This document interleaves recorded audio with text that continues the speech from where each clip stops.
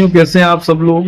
उम्मीद है कि आप बढ़िया होंगे। मैं एडवोकेट मतलूब चंदेल आज कुछ मुद्दे पर बात करने जा रहा हूं जो बड़ा इंपॉर्टेंट वीडियो है कि हो गई पीर परबस्ती पिघलनी चाहिए, इस हिमालय से कोई गंगा निकलनी चाहिए, यूं हंगामा खड़ा करना मेरा मकसद नहीं, मेरा मकसद है कि ये सूरत बदलनी चाहिए। कभी दुष्यंत जी ने ये एक अच्छी सी लाइन लिखी थी, हालांकि वो लाइन तो मैंने आपके बीच में दोहराया हुआ है, लेकिन ये लाइनें बहुत कुछ कहती हैं साथियों।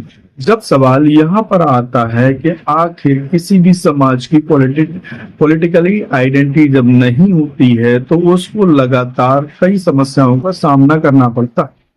जब आप अपने आप को खड़ा और मजबूत नहीं करते हो तो आप बैसाखी पर चलते हो तो आप दूर की यात्रा नहीं कर सकते। ये बात एक बहुत क्लियर एस्पेक्ट में बताई जाती है।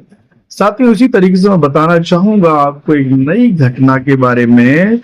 घटना तो पुरानी है लेकिन नया उसका एनालिसिस क्या है वो समझने की कोशिश करिएगा। मैं घटना को ले जाता हूं 2006 में, जब कभी कांग्रेस की सरकार, भारत सरकार कांग्रेस की हुआ करती थी, श्री मनमोहन सिंह जी प्रधानमंत्री थे। उसी दौरान मनमोहन सिंह सरकार ने एक कमेटी तैयार की जिसका नाम हुआ सच्चर कमेटी।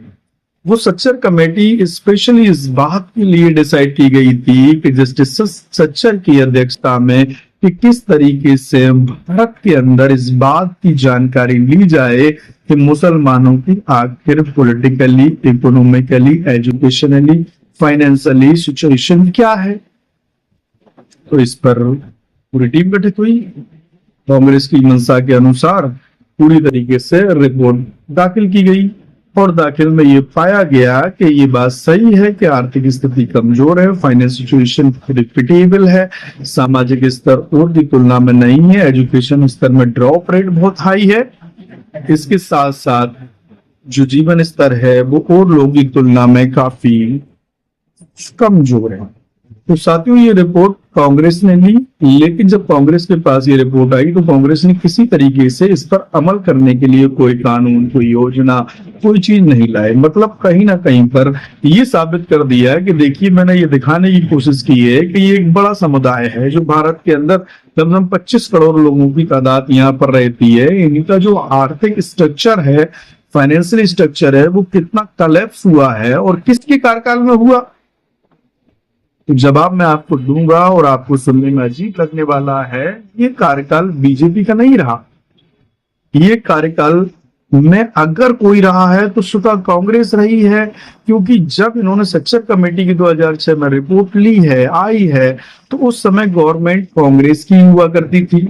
2014 तक की सरकार कांग्रेस की ही चली। इस पर कोई एक्शन नहीं लिया गया, कोई इम्प्लीमेंटेशन के लिए नई योजना को स्थापित नहीं किया गया, कोई ऐसी सिचुएशन देश में खड़ी नहीं की गई कि अगर इनका इसको एक्सपोज किया गया है इस कम्युनिटी को तो लायबिलिटी आखिर क्या थी। तो साथियों, ये एक आंकड़ा है जो आप इस तस्वीर में देखिएगा। मैंने इसका एनालिसिस कर ये पाया है कि इस देश के अंदर हिंदू, मुस्लिम और दलितों का रेशियो क्या है, 3 कैटेगरीज में बांटा गया है। इसको आप देखिएगा और समझिएगा और एक लाइन को पढ़िएगा कि 6 पॉइंट्स दिए गए हैं, इसमें सिचुएशन कहां पर बेहतर है और कहां पर नहीं है।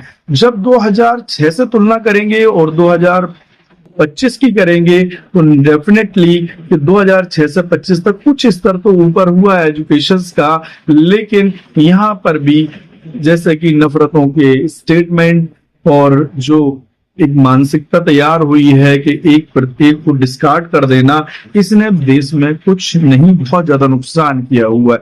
लेकिन आप जरा समझिएगा कि हम केवल अपने आप को पॉलिटिकली मजबूत नहीं कर पा रहे हैं, इसके पीछे हमारे पास एक रीजन है कि हम कभी अपने मुद्दों पर, मसलों पर अपने लीडर से सवाल नहीं करते। जिसको आप जिताते हो, जिसको मजबूत करते हो, जिसको सत्ता में ले जाने का काम करते हो, आपके पास और हमारे पास केवल एक ही मुद्दा रहता है कि बीजेपी को कौन हराने वाला है, हम उसकी ओर जाने वाले हैं।